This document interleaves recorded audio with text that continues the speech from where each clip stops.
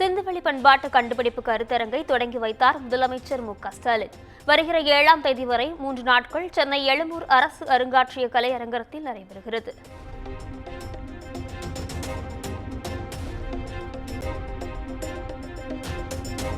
முன்னாள் இந்திய தொல்லியல் துறையின் தலைமை இயக்குநர் சர் ஜான் ஹீபர்ட் மார்ஷலுக்கு திருவுருவச் சிலை முதலமைச்சர் மு.க.ஸ்டாலின் அடிக்கல் நாட்டினார்.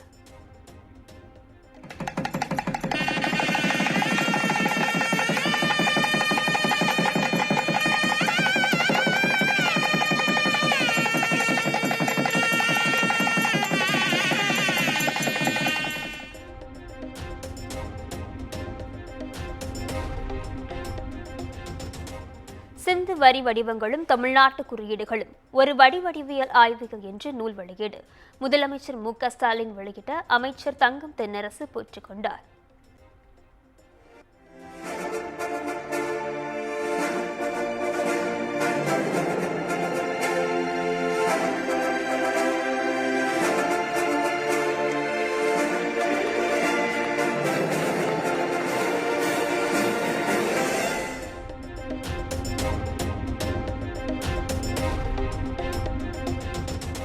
இந்திய துணைக்கண்டத்தில் நமக்கான வரலாற்றை நிலைநிறுத்துவதுதான் திராவிட மாடல் அரசின் நோக்கம். திராவிட மாடல் அரசு ஒரு கட்சியின் அடையாளம் இல்லை, ஒரு இனத்தின் அடையாளம் என்றும் முதலமைச்சர் மு.க.ஸ்டாலின் பேச்சு.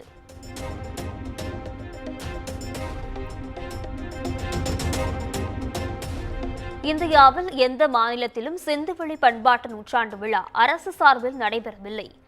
சிந்து சமவெளி நாகரிகம் தமிழர்களின் பாரம்பரியத்தை பறைசாற்றும் வகையில் அமைந்துள்ளதாகவும் முதலமைச்சர் மு.க.ஸ்டாலின் புகழாரம்.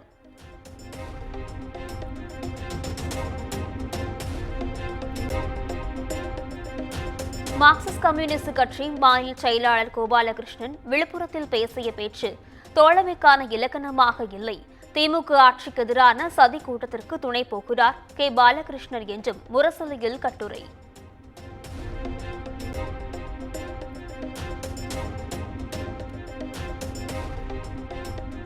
மாநகராட்சிகள், நகராட்சிகள், பேரூராட்சிகளின் எல்லைகள் விரிவாக்கம் குறித்து மக்கள் கருத்து தெரிவிக்கலாம். 6 வாரங்களில் பொதுமக்கள் தங்களின் ஆட்சேபனைகளை தெரிவிக்கலாம் என்றும் தமிழ்நாடு அரசு அறிவிப்பு.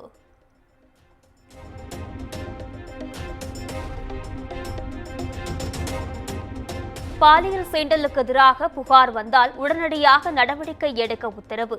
அண்ணா பல்கலை வளாகத்தில் பின்பற்ற வேண்டிய விதிமுறைகள் குறித்து பதிவாளர் எச்சரிக்கை.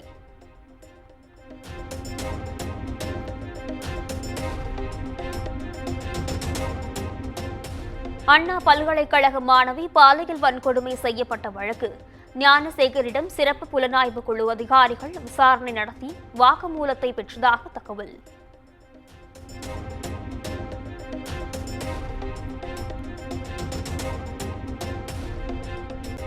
மதுரை மேலூர் அருகே டங்ஸ்டன் சுரங்கம் அமைக்க எதிர்ப்பு தெரிவித்து கிராம மக்கள் நூதன போராட்டம். கண்களில் கருப்பு துணி கட்டி அரசுக்கு எதிராக முழக்கம்.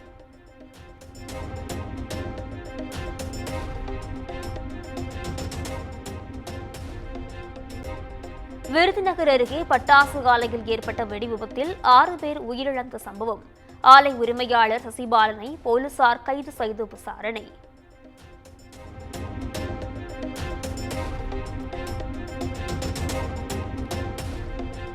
திருப்போரூர் முருகன் கோவில் உண்டியலில் விழுந்து ஐபோன் உரியவரிடம் ஒப்படைக்கப்படும். அமைச்சர் சேகர் பாபு திட்டவட்டம்.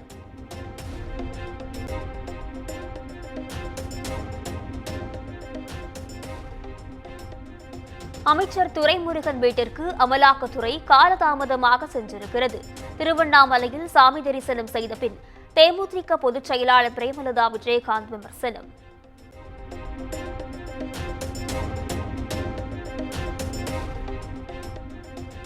ஈரோடு கிழக்கு இடைத்தேர்தல் தேதி அறிவிக்கப்பட்ட பிறகு அங்கு போட்டியிடுவது குறித்து முடிவு செய்யப்படும்.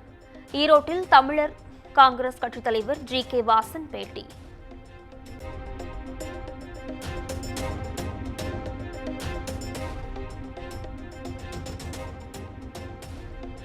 மதுரை பாலமேடு அவனியாபுரம் ஜல்லிக்கட்டுக்கான ஏற்பாடுகள் தீவிரம்.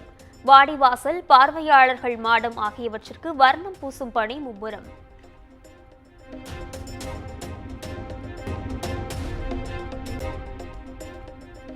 தொடர் விடுமுறை காரணமாக தமிழ்நாட்டில் உள்ள முக்கிய கோவில்களில் குவிந்த பக்தர்கள் திருவண்ணாமலை மற்றும் திருச்செந்தூரில் நீண்ட நேரம் காத்திருந்த சாமி தரிசனம்.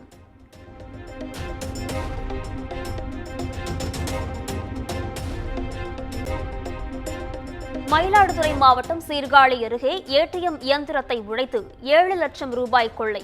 சிசிடிவி கேமராவை உடைத்தும் மின் இணைப்பை துண்டித்தும் நடந்த கொள்ளை சம்பவம் குறித்து போலீசார் விசாரணை.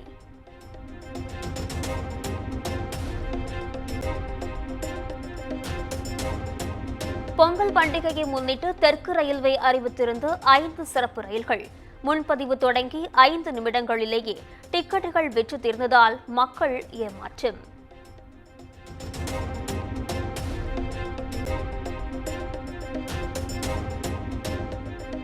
பொங்கல் பண்டிகையை முன்னிட்டு ஆம்னி பேருந்துகளில் கூடுதல் கட்டணம் வசூலிக்கப்படுவதாக எழுந்த குற்றச்சாட்டு. கூடுதல் கட்டணம் வசூலிக்கப்படுவதை தடுக்க 30 குழுக்களை அமைத்து போக்குவரத்து ஆணையரகம்.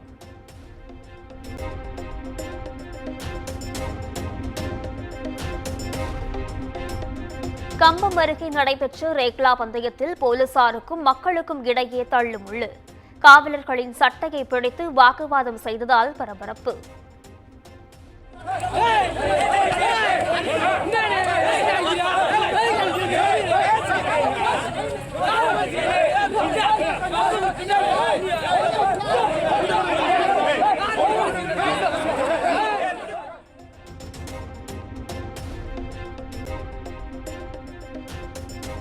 மதுரை நாடாளுமன்ற உறுப்பினர் சு வெங்கடேசனுக்கு நெஞ்சுவலி, மருத்துவமனையில் அனுமதி.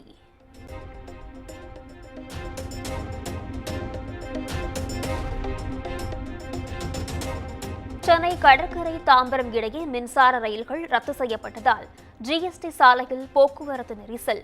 கூடுதல் பேருந்துகள் இயக்கப்பட்டாலும் அனைத்து பேருந்துகளும் கூட்டம் நிரம்பி காணப்பட்டதால் மக்கள் அவதி.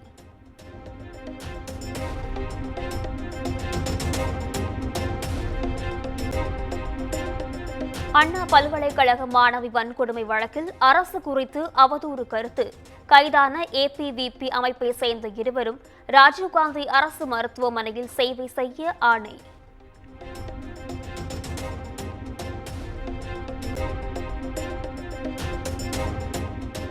மேற்குவங்க முதலமைச்சர் மம்தா பானர்ஜிக்கு முதலமைச்சர் மு.க.ஸ்டாலின் பிறந்தநாள் வாழ்த்து. நல்ல ஆரோக்கியத்துடன் நீண்ட காலம் வாழ இறைவனை பிரார்த்திப்பதாக எக்ஸ் தளத்தில் பதிவு.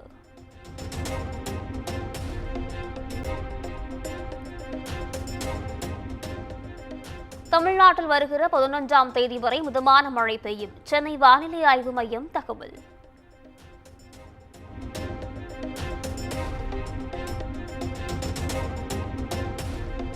குஜராத்தின் போர்பந்தரில் பயிற்சியில் ஈடுபட்டிருந்த இந்திய கடற்படைக்கு சொந்தமான ஹெலிகாப்டர் விபத்து.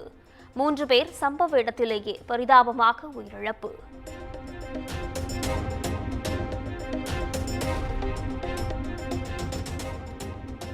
புஷ்பா 2 சிறப்பு காட்சி கூட்ட நெரிசலில் சிக்கி மருத்துவமனையில் சிகிச்சை பெற்று வரும் சிறுவன் ஸ்ரீதேஜை பார்க்க நடிகர் அல்லு அர்ஜுன் வரக்கூடாது என ரங்ககோபால்பேட்டை போலீசார் நோட்டீஸ்.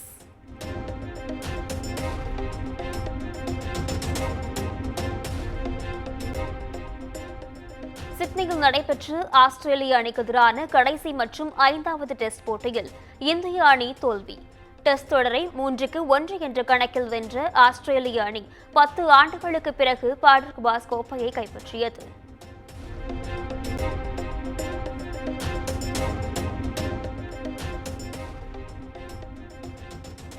டெஸ்ட் சாம்பியன்ஷிப்பில் இறுதிப் போட்டிக்கு முன்னேறும் வாய்ப்பை இழந்தது இந்திய அணி. சிட்னி டெஸ்ட் போட்டியில் வென்று இறுதிப் போட்டி வாய்ப்பை தக்க வைக்கும் என ரசிகர்கள் எதிர்பார்த்த நிலையில் ஏமாற்றம்.